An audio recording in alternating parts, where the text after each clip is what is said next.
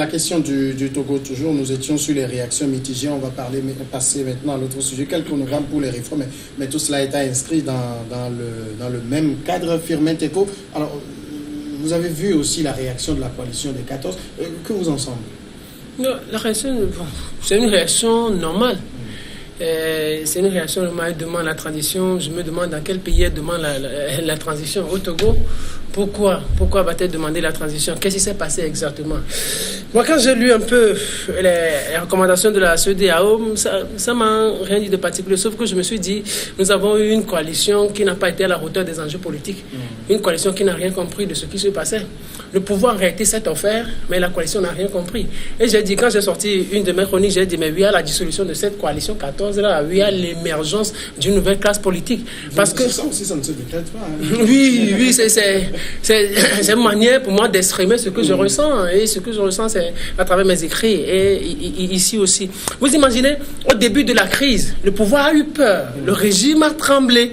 Parce que le régime se disait, les opposants qui étaient là, on pouvait les maîtriser. Et il y a eu l'émergence d'une nouvelle troisième force politique.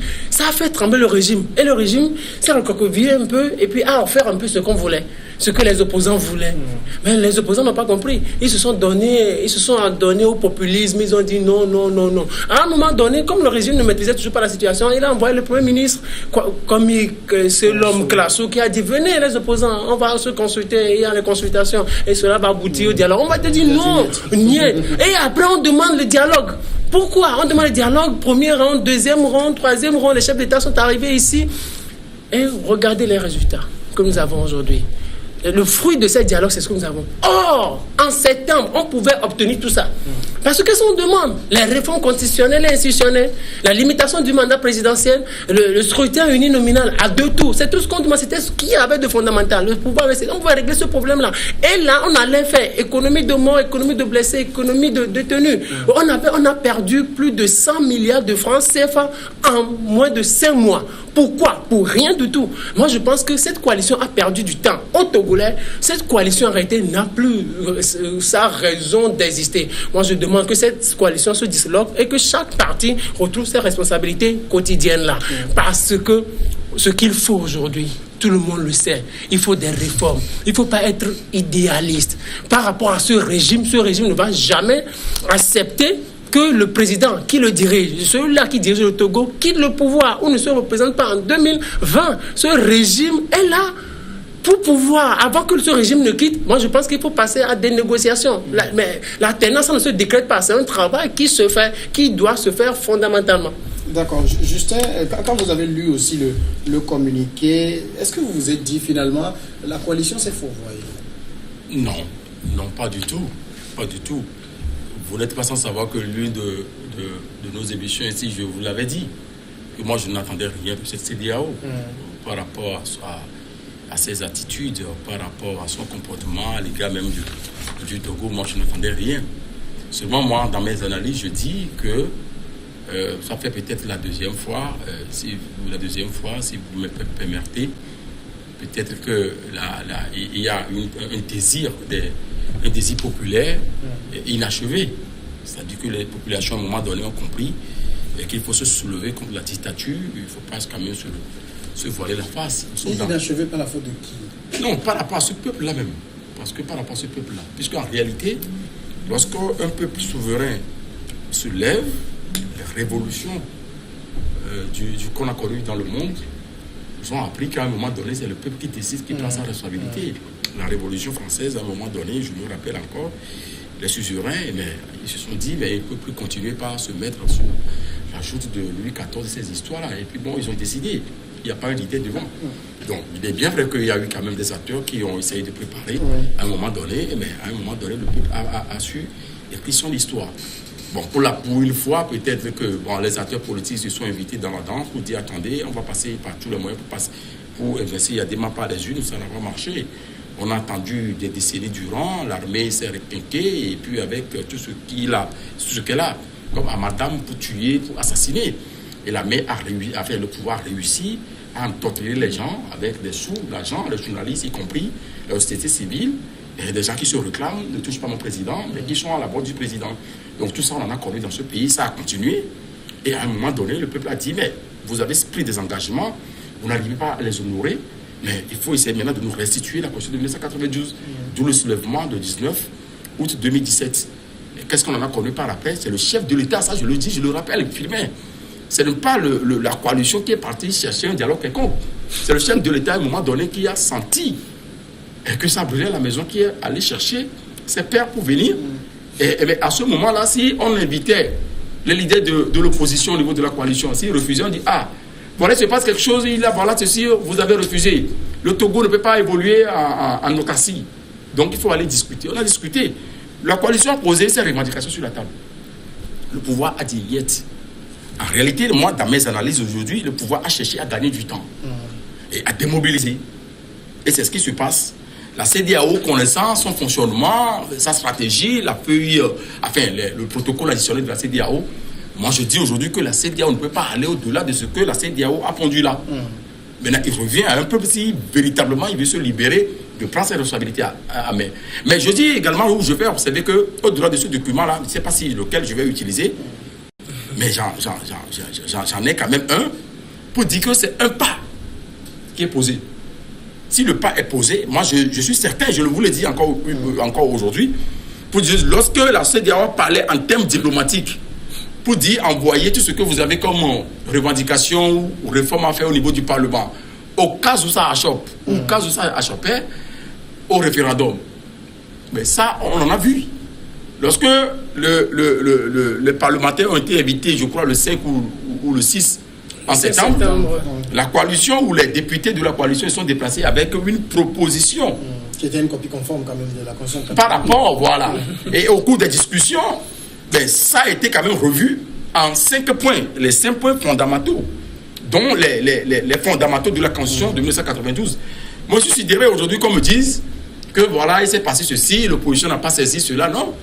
En politique, c'est une question de rapport de force. Le pouvoir pense aujourd'hui qu'il a le rapport à sa possession.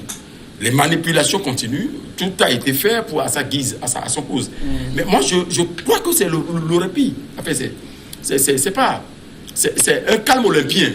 Parce que un peuple qui est toujours en quête... c'est ça? Mais moi, je dis que tel que ça se passe, parce que beaucoup ont espéré. Il est bien vrai qu'on ne peut pas... La CEDEAO ne peut pas venir se présenter pour dire Faye Gnassingbe ne peut pas être candidat en 2020. Il est bien vrai que ça ne peut pas se dire. Mais la CEDEAO ne peut pas dire, par exemple, que voilà, tel que ceci, nous vous imposons ça. Mais la CEDEAO a sa feuille... Justement, c'est peut-être ce que Beau Soleil vous disiez, que tout le monde aurait dû s'imaginer l'allure que prendraient les recommandations de la CEDEAO. Oui, au fait, la CEDEAO ne va rien faire pour aller à l'encontre de notre constitution. Quand vous prenez un exemple, la date du 20 décembre qui a été fixée pour les élections, c'est pour ne pas aller à l'encontre de la sortie du président de la Cour constitutionnelle qui a dit qu'il faut faire les élections avant la fin de l'année. Donc quand les gens croient que la fixation, c'est une date irréaliste pour les élections législatives, dont le mode de scrutin n'a pas été précisé. Mais quel mode et le mode de scrutin est-ce qu'il faut revoir la réforme que tout le monde... qu'il faut aussi revoir, et même la question du fichier qui doit être revu. Mais il reste combien de mois? 5 mois. Et en 5 mois, en 5 mois, lorsqu'on se met au travail. Je ne sais pas si vous avez... Écoutez-moi, monsieur Anani. Oui. Et le processus électoral a été lancé depuis. C'est ce dialogue qui a, entre guillemets, suspendu ce processus. Et maintenant, monsieur Anani, souvent, quand vous êtes sur un plateau et qu'on vous donne la parole, vous avez développé tout ce que vous avez. Ayez quand même la décence. C'est le sens même du débat. Donc vous voyez que si on ne t'a pas coupé et que tu as... C'est le sens même du débat, allez-y. Ok, donc ce que je disais, c'est au niveau du processus électoral. On peut faire les élections le 20 décembre, les élections législatives le 20 décembre. Les recommandations de la CEDEAO l'ont dit. Il faut que on arrive à faire à mettre sur pied le fichier électoral. Il faut un recensement Et ce recensement, ça demande combien de temps? Oui, donc, au fait... Beau Soleil, vous avez touché le point recensement. Il faut débarrasser le fichier des morts. Il faut débarrasser le fichier peut-être de tout ce qui n'est pas des doublons, tout ça. Il faut débarrasser le fichier des doublons. Oui. Tout ça, ça peut se faire aussi peu. Mais pourquoi pas? Pourquoi pas? Et ceux qui ont fait ces recommandations ne sont pas des enfants. Il n'y a que des plaisantins d'opposants et de journalistes qui sont à leur botte comme Anani Sossou, qui vient de parler de touche pas à mon président, qui peuvent s'imaginer des recommandations utopiques.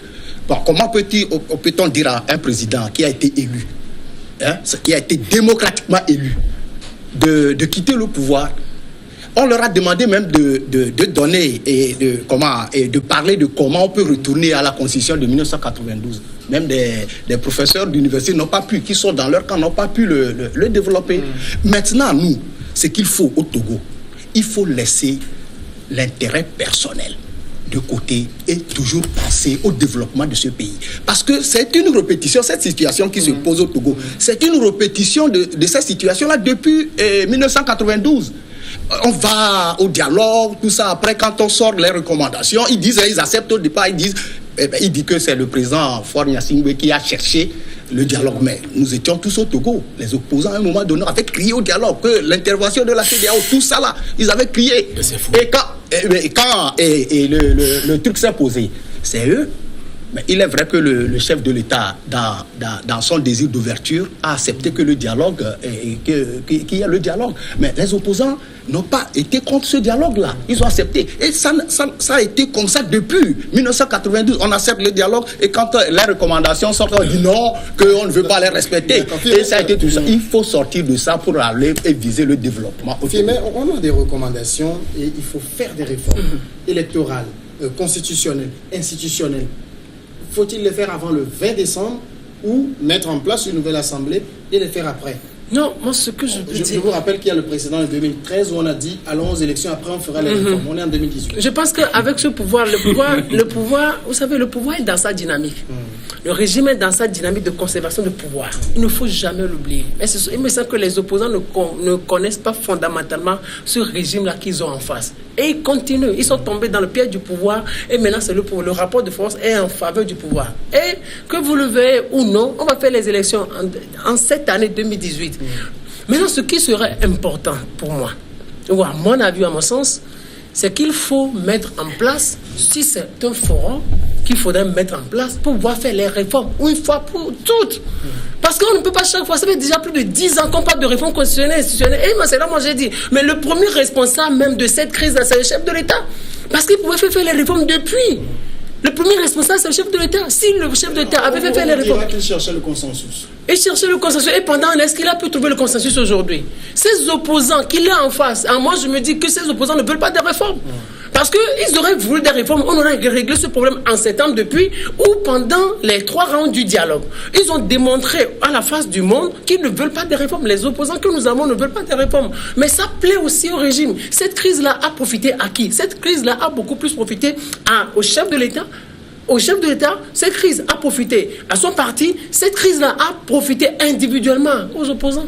Parce que ça leur a permis de voyager, de gagner un peu de sous, ainsi de suite. Personnel. Mais sur le plan politique, ça n'a pas profité. Et dans ces conditions, il sera difficile de construire la démocratie tant voulue, tant souhaitée. Parce que en face, si vous n'avez pas une opposition, mais le régime est prêt à tout pour pouvoir conserver son pouvoir. Avec cette opposition, on ne peut pas avoir la démocratie. Parce que du moment où vous n'avez pas une opposition responsable, du moment où vous n'avez pas une opposition pragmatique, le régime peut se permettre de faire tout ce qu'il veut. Et c'est ce que nous sommes en train de voir.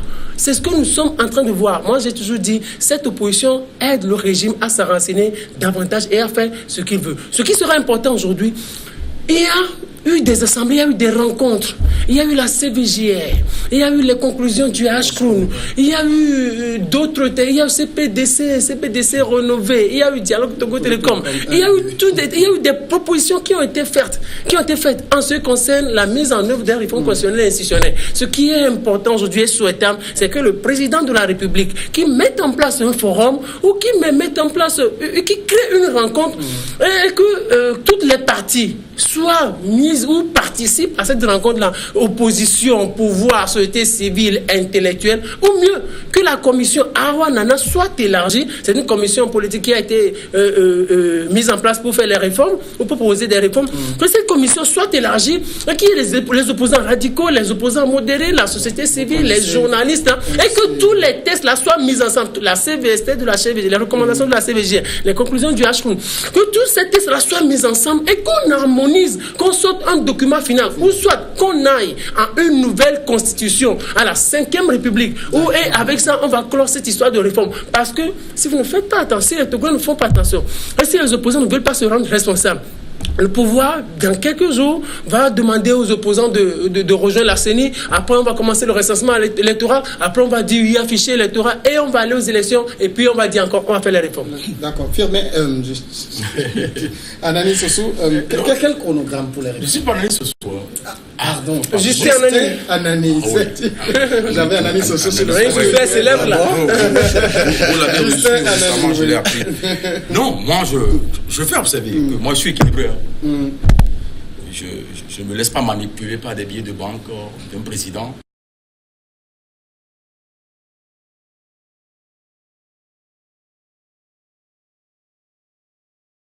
Qui prend des engagements. Enfin, ils se connaissent. D'accord. Vous savez que je ne peux pas partir d'un mouvement de la République.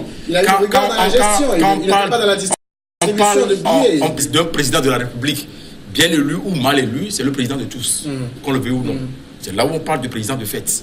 Donc il est considéré, il a son rang, mais on ne peut pas se réclamer pour dire c'est mon président, ne touche pas mon président. Non, ce n'est pas ça. Mais vous avez tout faux. Laissez-moi terminer. C'est la démocratie. Laissez-moi terminer. Votre débat est intéressant. Comme il le dit, il a dit aussi qu'on est de banque. C'est vous. Et à un moment donné, il faut s'assumer. Il faut s'assumer. Tout le monde le sait. Il faut s'assumer. Il faut s'assumer. Mais il faut qu'il soit je pense qu'il faut faire abstraction de ce débat personnel. Ça m'amène à développer la question que vous me posez. Pour moi, je dis qu'aujourd'hui, qu'on le veuille ou non, il faut avoir le courage de dire qu'à un moment donné, ça n'allait pas.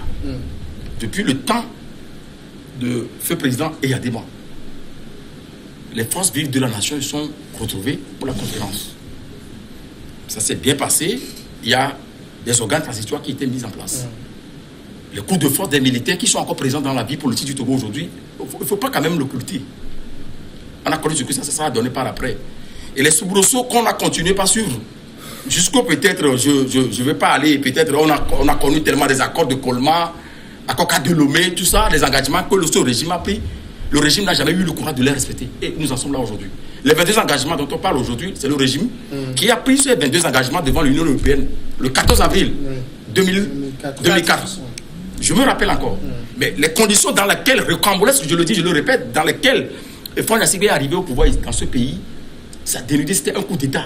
Et c'était vraiment un crime imprescriptible. Ça, il faut le dire, il faut le répéter. Maintenant, sur cette base-là, si aujourd'hui, progressivement, on est arrivé à ce stade, c'est parce qu'à un moment donné, le régime, qu'on le veuille ou non, n'a pas voulu intégrer en son sein l'alternance politique. C'est le régime qui n'a pas voulu faire les réformes. Et les opposants n'ont rien à faire. Et à un moment donné, il y a eu quand même... Mais pour ne pas continuer, parce qu'aujourd'hui, la technologie est là.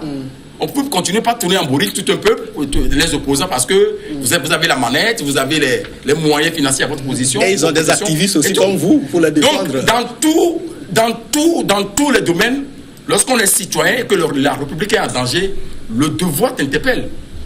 D'accord? On ne se laisse pas manipuler par des billets de banque comme un mouvement qui se réclame de quoi ne touche pas ma constitution. Donc moi je dis, tu sais pas, le chronogramme aujourd'hui, il revient à ces acteurs-là. Je dis, au-delà de tout, je n'attendais rien de la CEDEAO.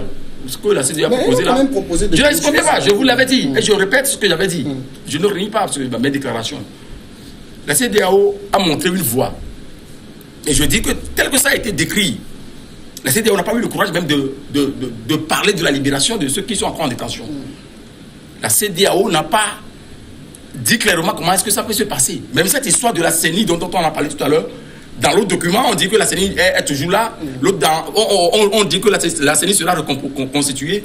Ce sont là des questions. Le gouvernement togolais a poursuivi la mesure de confiance et d'apaisement, accélérant les procédures judiciaires. Allez relire les autres déclarations, c'est la même chose. Les procédures judiciaires relatives aux personnes arrêtées lors des manifestations. C'est le même discours. On ne peut pas demander directement à un pouvoir souverain de libérer. Pourquoi la CEDEAO ne s'est pas prononcée sur ceux-là, les miliciens qui étaient sortis dans les rues pour assassiner? Est-ce qu'elle va tout dire? Voilà, c'est là le problème. C'est là moi je dis, moi, mon sens, je n'entendais rien. D'accord. Maintenant, si la politique est une question de rapport de force, je dis que l'histoire du Togo s'écrit progressivement. Ceux qui ne croient pas aujourd'hui, qui encouragent dans la continuité médiocre, mais moi je dis qu'ils seront surpris à un moment donné. Mais vaut mieux de commencer par préparer après pouvoir et négocier parce que ça se fait ailleurs. Comment est-ce que demain sera fait? Et si on arrive à s'inscrire dans cette logique-là, on va accompagner tout ce qui se passe là, organiser des élections de façon transparente et claire. Le gagnant est là. On continue à développer le Togo dans le bon sens. Mais si on se laisse manipuler et raconter du n'importe quoi, moi je pense que ça sort de l'ordinaire. Je ne voudrais plus comprendre. Non, laisse-les présenter. A recommandé qu'il y ait un cadre de dialogue qui continue pour pouvoir discuter de toutes ces questions-là. Vous imaginez que ça va être différent du schéma qu'on a eu jusqu'à maintenant? Mais au fait, en politique, moi je le dis, le dialogue est permanent. Il n'y a pas de démocratie sans dialogue entre la mouvance présidentielle et l'opposition. Donc, lorsqu'il y a des questions qui touchent l'intérêt national, et on dialogue. Donc, ce dialogue, ça continue. Et Firmin même vient de donner un exemple. Par exemple, il a parlé de forum. Ça peut se faire aussi avec un dialogue bilatéral, tout ça là.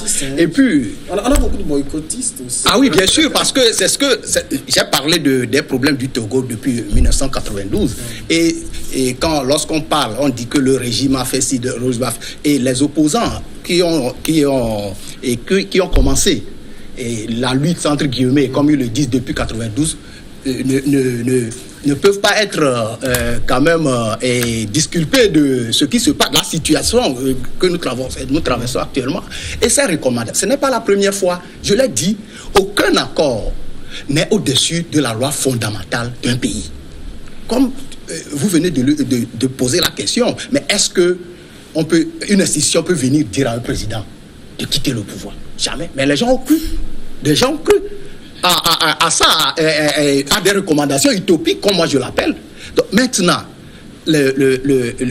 l'essentiel, c'est quoi? Il faut aller aux élections.